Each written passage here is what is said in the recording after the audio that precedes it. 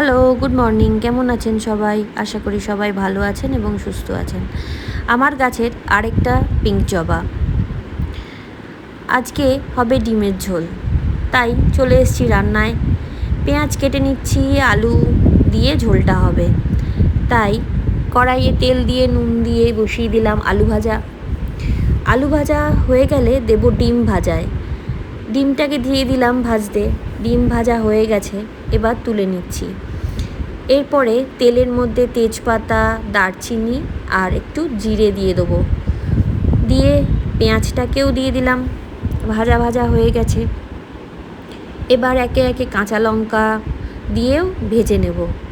তারপরে দিলাম আদা রসুনের পেস্ট, সেটাকেও ভাজতে হবে কারণ কাঁচা গন্ধটা যেন চলে যায়। টমেটোও দিয়ে দেবো যাতে টমেটোটাও ভালো করে ভাজা হয়ে যায়। এবার দিয়ে দেবো মশলাটা দিয়েও কিছুক্ষণ কষিয়ে নিতে হবে। কষানো হয়ে গেলে দেব আলু। হালকা কষানো হয়ে গেছে, এবার আলুটাকে দিয়েও যাতে কষালাম, যাতে নুনটা যেন আলুর মধ্যে ঢোকে আর মশলার সুন্দর গন্ধটা। জলটা ফুটে গেছে, দিয়ে দিলাম এবার ডিমটা।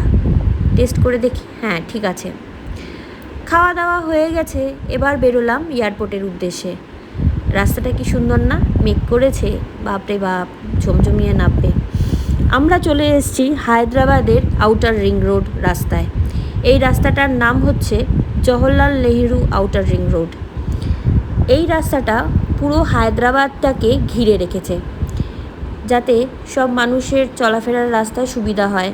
এখানকার গাচিবলি একটা বড় জায়গা, তারপরে ফাইন্যান্সিয়াল ডিস্ট্রিক্ট এবং আমাদের এয়ারপোর্ট, সব কিছুকে যেন সুন্দরভাবে মানুষ চলাফেরা করতে পারে গাড়ি নিয়ে, তার জন্য এয়ারপোর্টের রাস্তাটা কি সুন্দর। আমরা এয়ারপোর্টে ঢুকে গেছি, আমরা সোজা ওপরে গিয়ে ওনাকে নামাবো, এই জন্য আমরা এয়ারপোর্টের ডিপার্চার যেখানে সেখানে চলে এসেছি। এখানটা নামিয়ে দিলাম। এবার আমরা বেরিয়ে পড়ছি। ওইটা হচ্ছে ওয়াচ টাওয়ার, কি সুন্দর না কালারিংটা।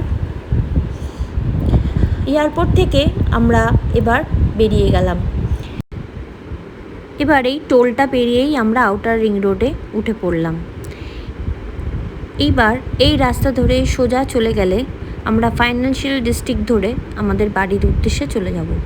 কি সুন্দর লাগছে না রাস্তা থেকে বড় বড় হাইরাইজ বিল্ডিংগুলি দেখতে। আপনারা প্লিজ আমাকে জানাবেন আমার ভিডিওগুলি আপনার কেমন লাগছে। কমেন্ট না করলে ঠিক বুঝতে পারবো না। আজ তাহলে আসি, আপনারা সবাই ভালো থাকবেন। টাটা।